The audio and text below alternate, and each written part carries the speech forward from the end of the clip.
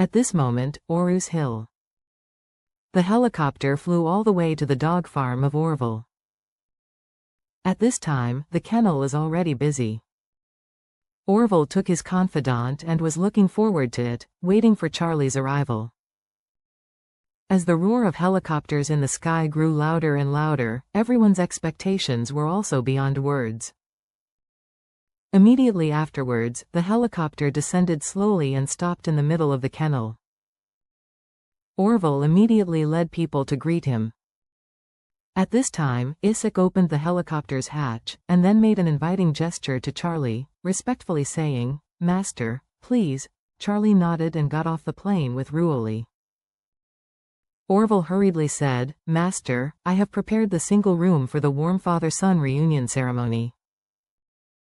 It is all ready. When do you think we start?" "Don't worry." Charlie waved his hand and pointed to Shout and Steve, who were still unconscious in the cabin. "Leave only a pair of pants, and pour a basin of cold water on each of them. By the way, remember to open the windows. It is still in the first month of the year, and the weather in Oru's Hill is still cold, showing no signs of warming up. In this kind of weather, if you are stripped of your clothes and poured on a basin of cold water, and you are still in a room with wide open windows, most people probably cannot bear it." Orville didn't hesitate at all, and immediately said to his men next to him, "Hurry up and bring these two guys to the office. Besides, go to the individual and get some cold water." Several subordinates immediately stepped forward and dragged the unconscious Shout and Steve directly to Orville's office. Charlie asked at this moment, "Orville, how is Walter now?" Orville hurriedly said, "Master, Walter is now in the late stage of uremia. Don't worry, I have given full play to the humanitarian spirit and actively treated him. Now he is given hemodialysis once a day. Basically, keep his dog's life." Charlie nodded and said, "Take me to see him." "Okay, Master." Orville took Charlie and Isaac to that area of the kennel. Charlie walked, observing left and right, and exclaimed, "Your place is indeed going to be expanded. Do you have any plans to start construction?" Orville respectfully said, "Master, since President Isaac told me about this last time, I have already asked people to come up with an expansion plan." After speaking, he introduced to Charlie very seriously, "My current preliminary plan is to free up an area of 500 square meters in the yard, excavate this area directly, and build a 3-story underground. By then, the total usable area of the 3-dimensional kennel will be at least more than 1,000 square meters. It will be no problem to build 70 or 80 kennels. This 3-dimensional kennel is entirely made of reinforced concrete. There are no exits on the 3 underground floors. All entrances and exits are concentrated in a large room on the ground.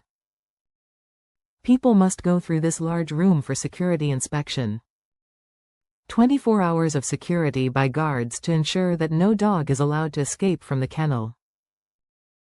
Charlie smiled slightly and joked, "In that case, your kennel can raise at least 1,000 dogs." "Yeah, Master," Orville said with a smile. "Expanding at this scale should be enough, but as long as you say something, I can continue to expand at any time." "It is not possible. We can put the entire kennel underground and developed it." Charlie nodded in satisfaction, and said, "If you don't have enough money, please tell me at any time. I personally still have a good view of business. It doesn't matter if I invest more." Isaac was listening to the chat between the two of them. For some reason, what he imagined in his mind was all kinds of people locked in dog cages. At this time, a few people have come to the gate of the kennel. Orville immediately asked people to open the heavy iron door. As soon as he entered the door, he heard the fighting dogs in the surrounding kennels barking. Seeing this, Orville immediately shouted with a cold face, "It's all the fucking to shut up for Master. Whoever dares to bark, I will kill today." Amazingly, when Orville shouted, all the dogs in the kennel stopped without exception. Orville was satisfied and said to Charlie, "Master, please here, Charlie followed Orville into the kennel. In the middle, he saw all of Walter's men and Chungfeng's men, Stuart and the four of them.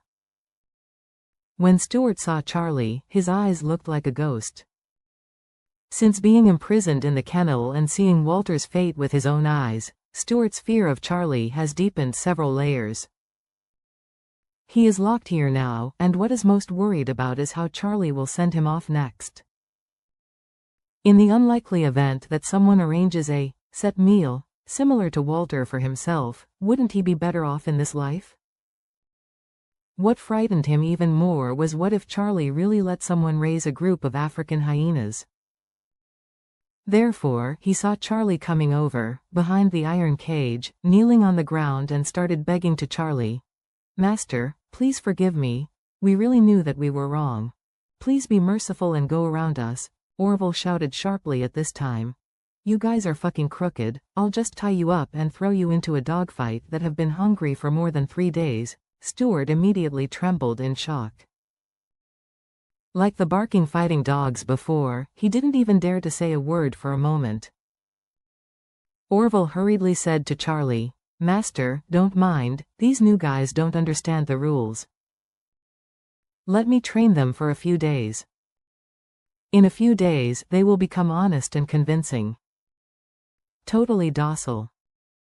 Charlie nodded and said indifferently, "These people are extremely sinful and they are of no use value. If they perform well, they will be left with a dog.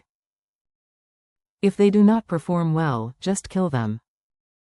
Orville said immediately, "Okay, Master." Stuart was even more frightened when he heard Charlie's words.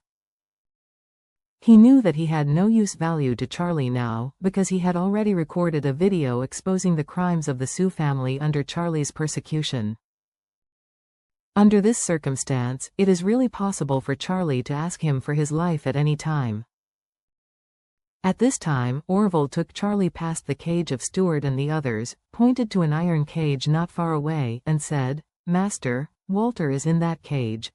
Charlie looked in the direction of his fingers, and saw a single hospital bed in the iron cage, and several various medical devices beside. Walter was lying on the hospital bed extremely weak, his whole body swollen for several laps. Seeing Charlie coming, he was shocked and scared, and at the same time he hated Charlie.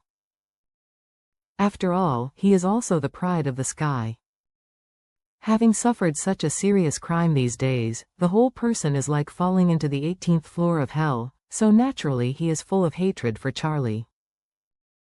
Charlie came to the iron cage, looked at Walter, who was pale and swollen, and asked with concern, "Mr. Walter, how are you feeling okay in the past 2 days?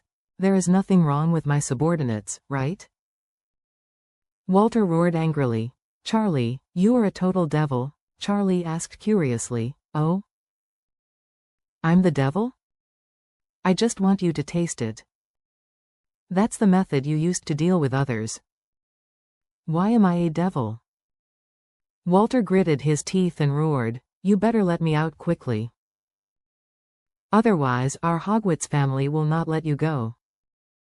The Rothschilds will not let you go. They will definitely come to Oru's Hill to kill you." Charlie smiled slightly and said, "Your Hogwarts family is indeed amazing. I heard that in order to find you, a guy named Steve Hogwarts came here. Are you familiar with this person?"